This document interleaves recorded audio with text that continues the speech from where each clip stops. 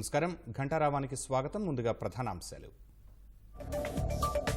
రాష్ట్రంలో అఖండ విజయం దిశగా కూటమి, ప్రజా తీర్పులో కొట్టుకుపోయిన ఫ్యాన్.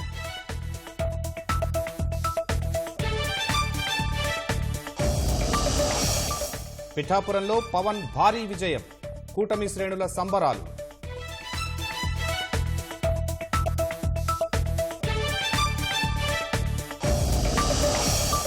మంగళగిరిలో 39 ఏళ్ల తరువాత విజయం దిశగా తెలుగుదేశం.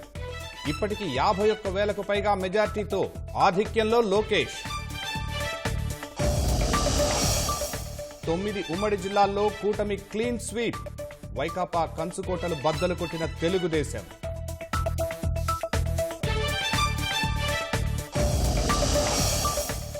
దుర్మార్గపు వైకాపా పాలనకు చరమగీతం పాడిన ప్రజలు.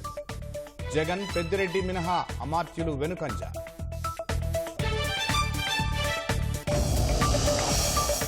సార్వత్రిక ఓట్ల లెక్కింపులో అనూహ్య ఫలితాలు.